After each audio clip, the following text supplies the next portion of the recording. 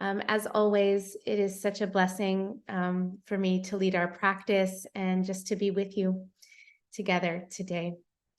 So this week's Torah portion, Vayeshev, opens with the words, Vayeshev Yaakov be'eretz migurei aviv be'eretz Canaan. Now Jacob was settled in the land where his father had sojourned, the land of Canaan. Vayeshev Yaakov settled. So let's begin by taking some moments just to settle ourselves, to cultivate some steadiness and calm that will help us cultivate a state of yishuv da'at, a settled mind, a settled soul. So take a moment to just move and stretch a little bit to create some additional room in your body to breathe. And when you're ready, I invite you to find a comfortable seat. Your eyes can be open or closed or anywhere in between. And we begin by slowing down the motion, plugging into our resources, taking a couple of deep breaths. Inhale through the nose. Exhale through the mouth. Greet your breath and see if you can find some steadiness and some ease as you continue to breathe naturally. Just settling into a natural flow.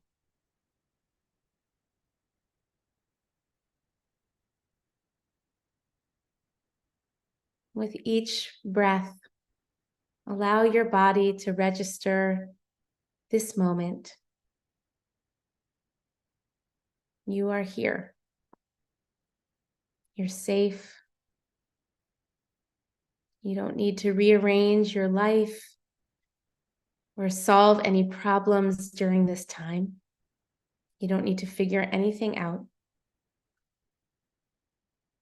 Your job is just to be here, to accept yourself totally as you are in this moment, just how it is.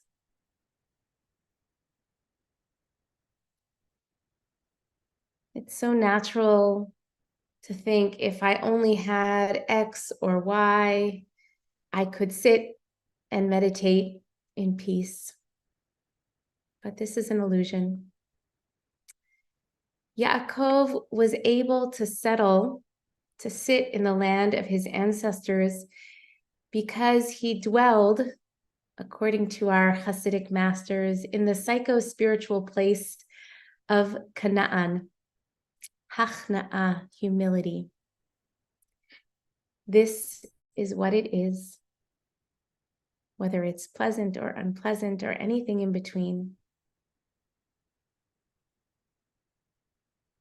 We never land permanently in a place called peace and tranquility.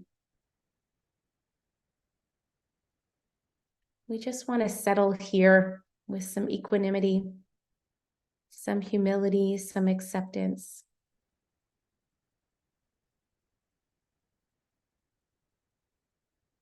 The soul trait of Hachna'ah, equanimity and humility, doesn't spell out the end of our struggles, our troubles, but rather it's an inner quality that helps us handle them, meet them.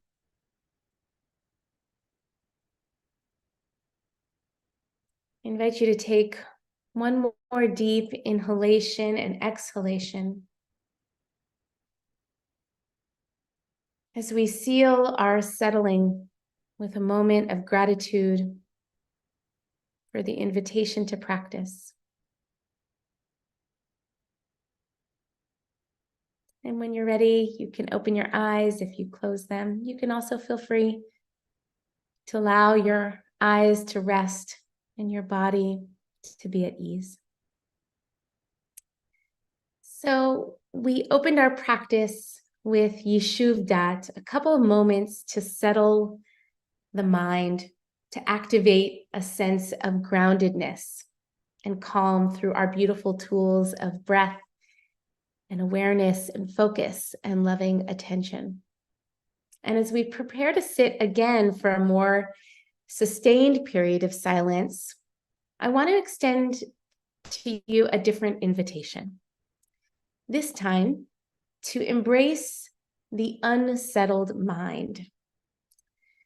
Because cultivating Yishuv Dat does not eliminate the ongoing challenges of life: pain, uncertainty, fear, worry. Let's face it, most of us, myself included, we love Yishuv Dat. We love a composed, settled, calm mind, and we wish for it all the time. But we also know this is not a place we can stay forever. And for most of us, most of the time, our minds are anything but settled. And I think there's some wisdom in accepting rather than fighting the unsettled mind. And we can do that in our practice. Yaakov, Jacob, as we know, desperately sought to escape from his fears, his exile, estrangement, his own pain, and to be settled once and for all. But it never works out that way. So let's talk for just a moment about undomesticating our minds before we sit. For many of us, meditation is a lot like trying to put a wild animal into a tight little cage. This approach rarely works. And on some level, we know that our minds are wild animals that, if left to their own devices, would run amok like monkeys, hence the term monkey mind. This is actually an important aspect of how our brains work. It has helped us survive as a species. But when we practice meditation, we often encounter the message that we need to force that wild animal into its box and somehow get it to stay there without tearing its way out. So we sit down and we try to force our attention on our brain, on our breath, or some object of attention. And sometimes, in my experience, this works and is even helpful and allows me to build some concentration, calm, and focus. But at other times, it's the opposite. It's not particularly helpful. Sometimes the mind just won't stay in the box, and trying to force it leads to frustration, suppression, and even self-judgment. We may feel like we're not paying attention to the breath and we're doing something wrong. Or we might get the message that whatever else may be happening in the body that has captured our attention isn't worthy of our attention.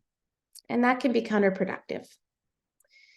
So my understanding of mindfulness practice is not about pretending to be calm until you are.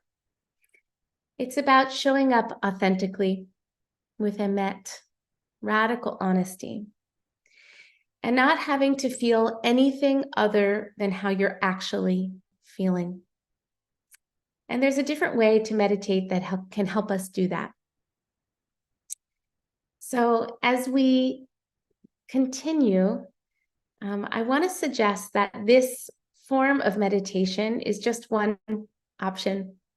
If you prefer to rest your attention on a particular anchor, absolutely. Trust yourself. Do what feels right in your own body. But if you want to experiment with this invitation to allow your mind to wander, here are some of the things that this practice might offer us. First of all, we can get some clues about what we deeply want and need. And when we turn towards these thoughts and feelings with respect, we're actually learning how to care for and honor ourselves in a deep way. Second, when we observe and learn the ways that our thoughts and feelings impact us, we can get a better sense about whether they bring openness and clarity or contraction and tension. And the more attention we bring to difficult moments, the more our brains recognize the pain and discomfort they create, and thus the less likely they are to repeat themselves and sort of drive the bus. And last, making space to let feelings and thoughts flow in meditation can help us find clarity and agency when emotions are super strong in the rest of life. And instead of being controlled by our emotions, we can use them to inform our decisions and just let them move through us without hurting those around us. After all, feelings just want to be felt. So let's practice. I invite you to find your seat once again. Your eyes can be open or closed or anywhere in between. And let's just take a moment to breathe together.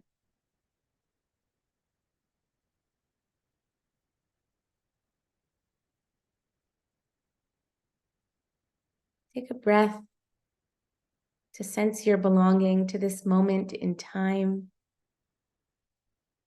to this body you inhabit, this place where you are sitting, this community of which you are a part.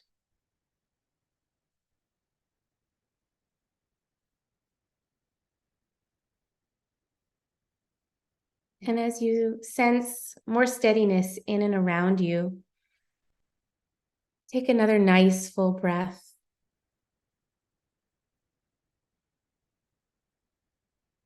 Allow yourself to be breathed. Allow this moment to meet you.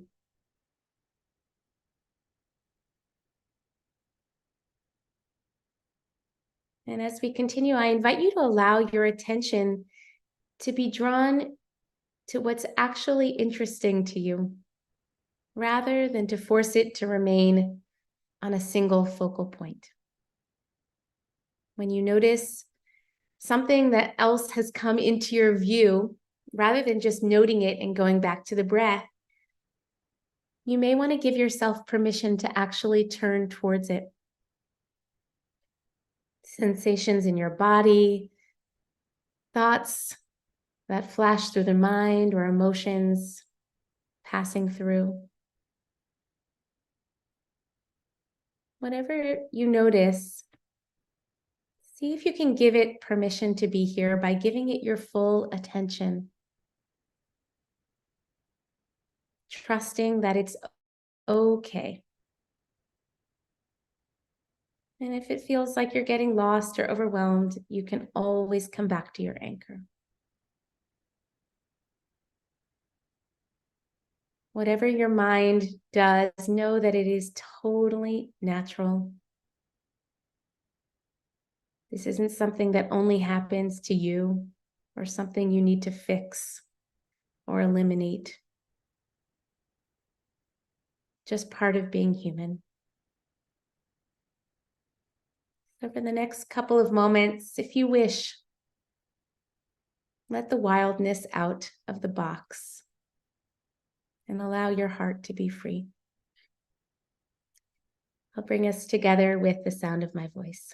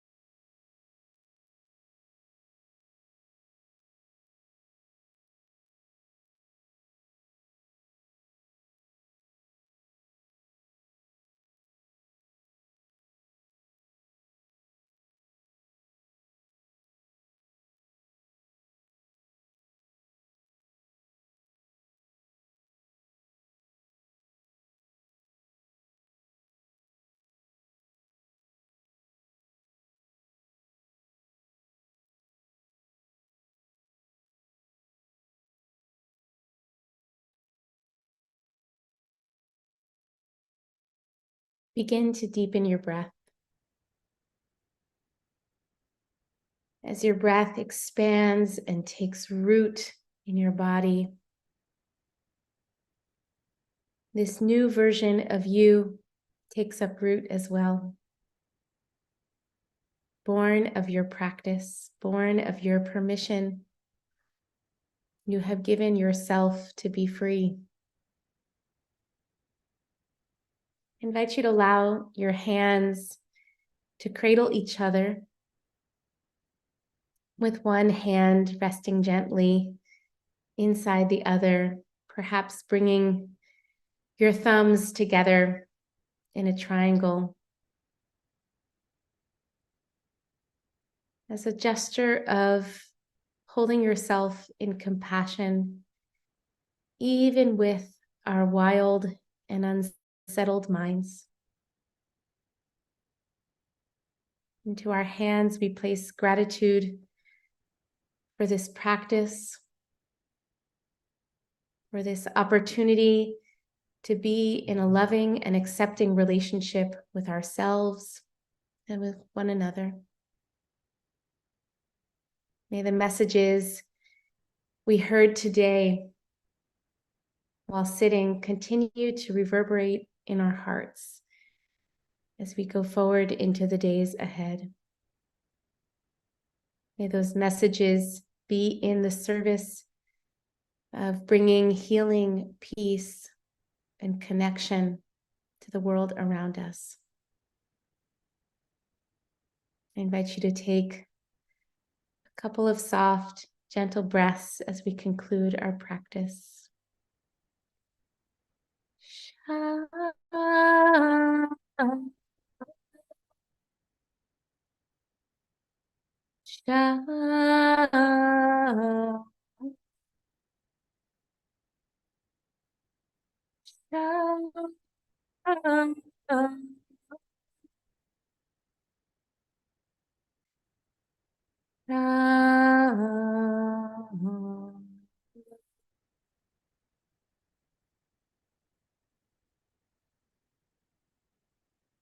Turn it over to Mark. Thank you so much, Rabbi Jenny. And friends, we seal the practice by holding those of us who are in mourning, or if you're observing a yard site, or if it's your custom to join in the Kaddish, to do so. If you're not reciting Kaddish, it's an opportunity just to stay present and support those who are. You're invited to put the name or names of those you're honoring today in the chat if you'd like, now or after we recite the Kaddish. And thanks to Jet for sharing the words on the screen. And if you're reciting Kaddish, I invite you to join me by rising in body or in spirit, and you can unmute at this time.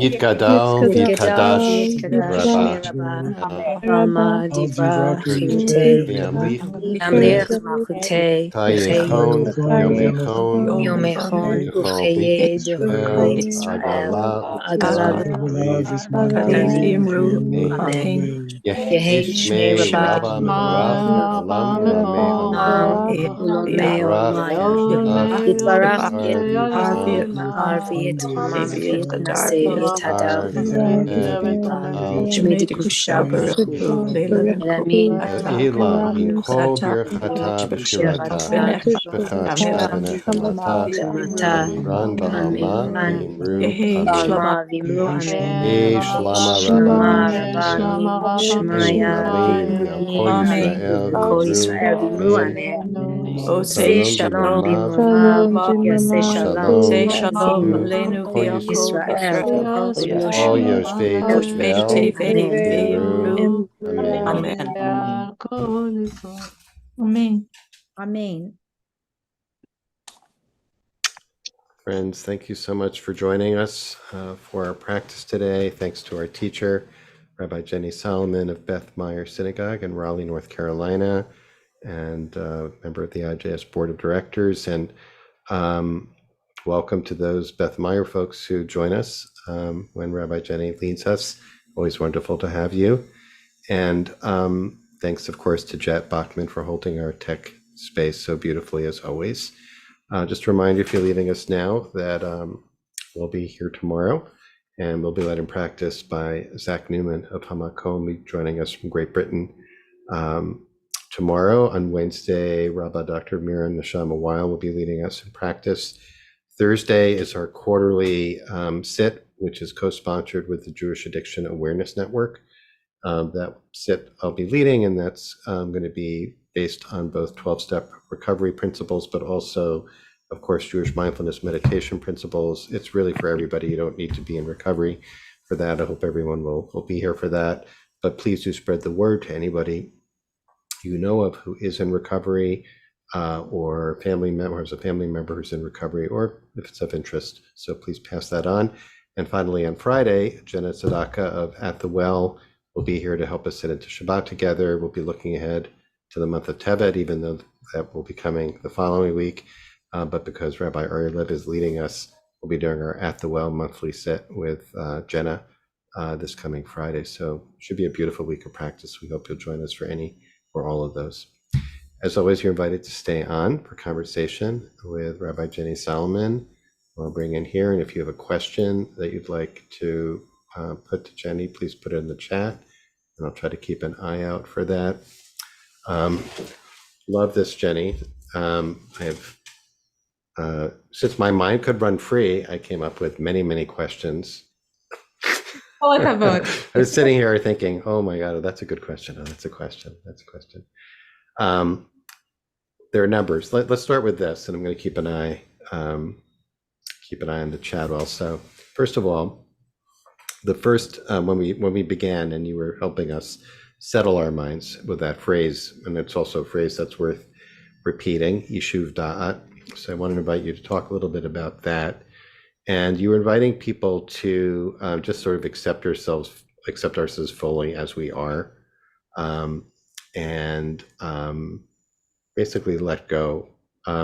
So here's the question. The question is, which the question comes up a lot: what's Jewish about mindfulness meditation? Like, what's the Jewish part here?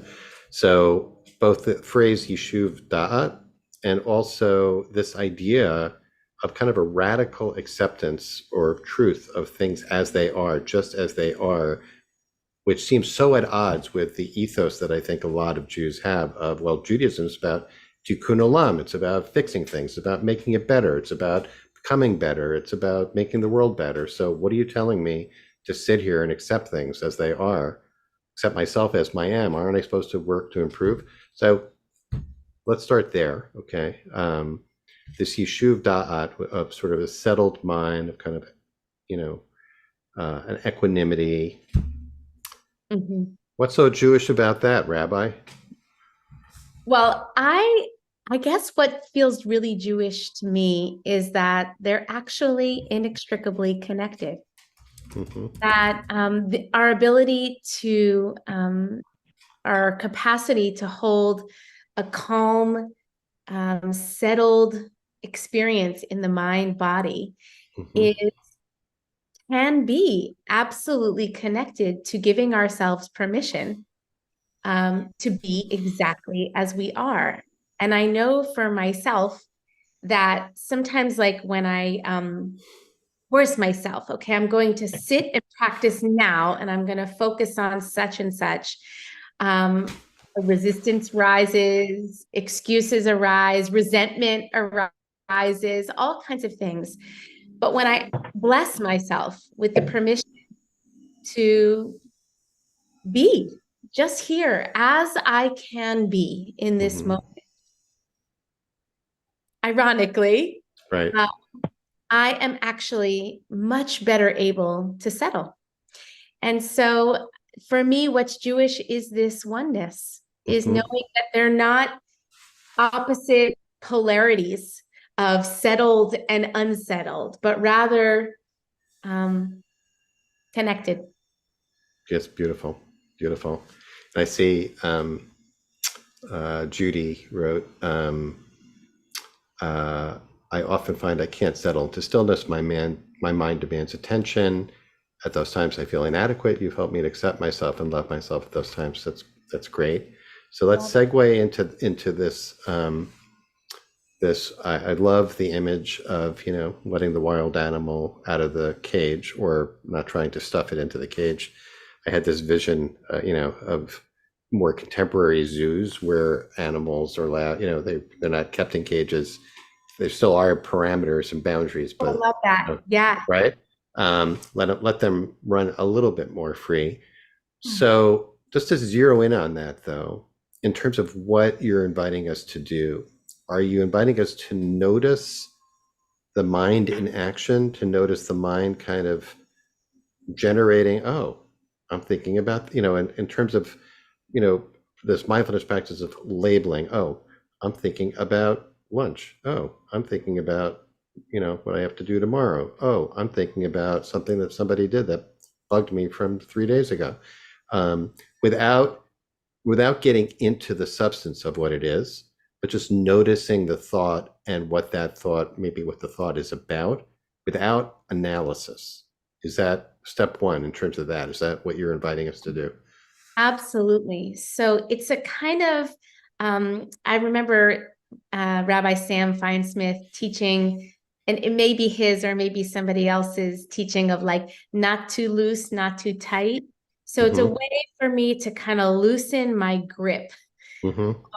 on my concentration. And of course, it's a noticing practice, as all mindfulness is. But what feels a little bit different to me is to actually see if I can withhold judgment while lovingly attending to what I notice. So, for example, I notice, especially when I'm practicing in a way where I have a sort of solid anchor that I'm coming back to again and again, Mm-hmm. that yes, judgment can arise as my mind inevitably drifts. So it sort of lifts that kind of self-judgment. But I can also give myself a little bit more spaciousness to turn towards whatever is coming through my field of awareness um, with a little bit more kindness. Mm-hmm. And I don't have to force myself away from certain thoughts and feelings. And my experience is that when I give myself permission to notice those things, there are actually a lot of kind of shadowy things that show up. Mm-hmm. And that's good information for me. Mm-hmm. So Um, the substance of the thoughts, I guess this is what it comes down to. Like I can imagine doing this practice and just thinking, oh, thought, thought, thought, thought. And so my question was really about my thought about this, hmm, person who cut me off, thought about something I saw on the news, something about, thought about, and go into that, without analyzing. Like, for example, I might think, oh, I'm thinking about this slight or hurt, right? Um, oh, and then bring, focusing on that. Maybe these are all options for this because it's holding thoughts in the field of awareness. And then there's also awareness itself. I was thinking about this like thing, oh, I'm aware of my thoughts, like people yeah, speak about stepping up to the balcony of the mind and watching the mind do its thing, right? yeah, absolutely.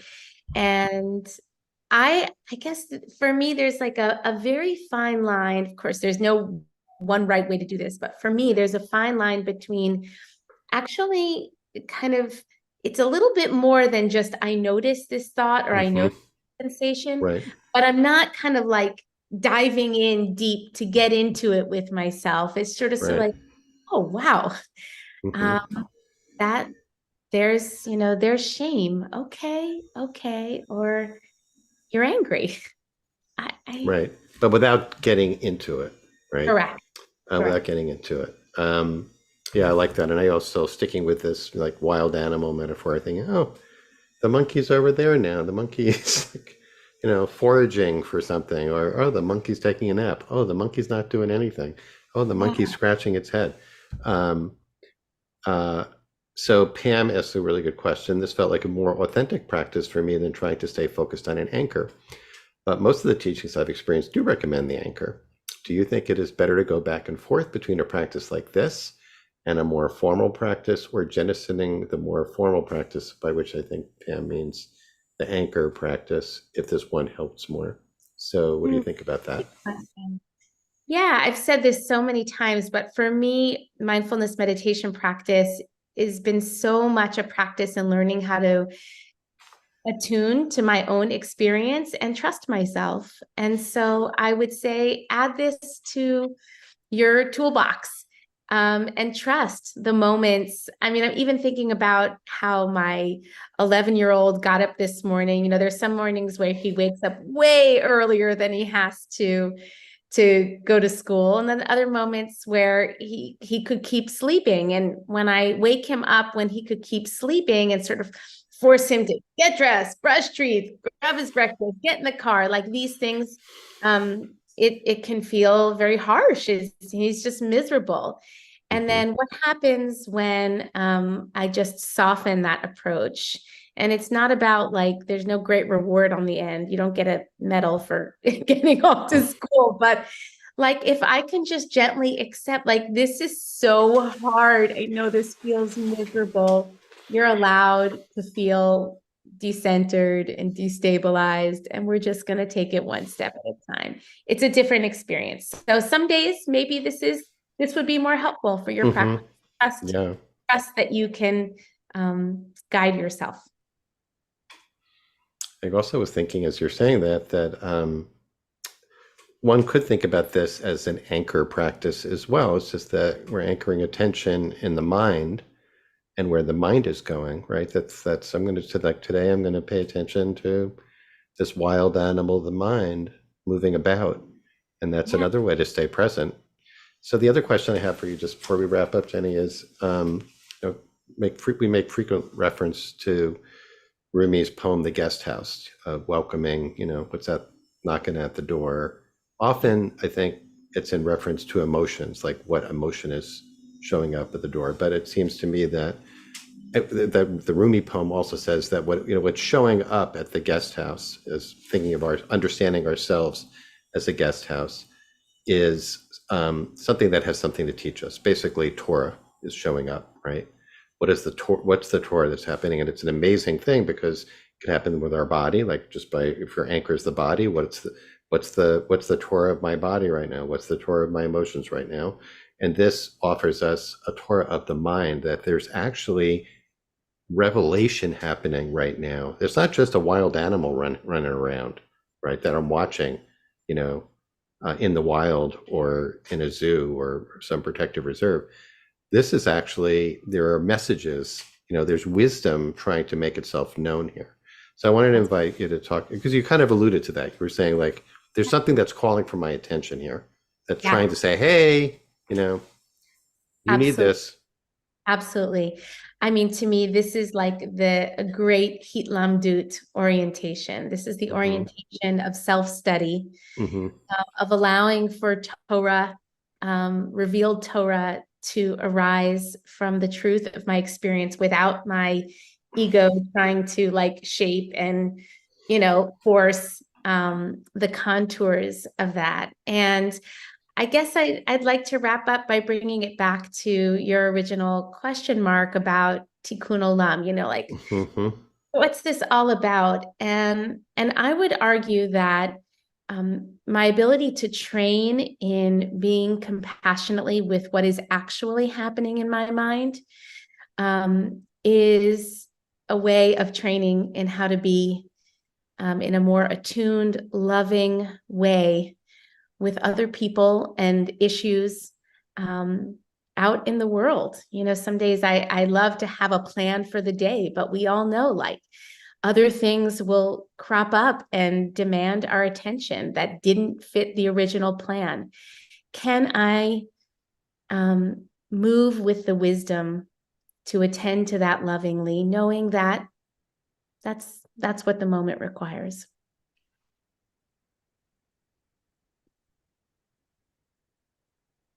I got muted. Sorry. That was beautiful. Thank you so much, Jenny. And I think we're at time, so we should wrap up. And as always, thanks, Jet, for sharing Well, that's Rabbi Jenny's synagogue, Beth Meyer Synagogue. People are asking now. Everyone wants to follow you on social media. So still encourage people to do that as always. It's just always a treat to get a chance to have this monthly opportunity to practice with you, Jenny. So thank you so much. Thank you. And thanks to Jet, as always, for holding us so well, and each of you for showing up and for your incredible dedication to this practice and community of practice. And we hope to see you tomorrow for practicing with Zach Newman.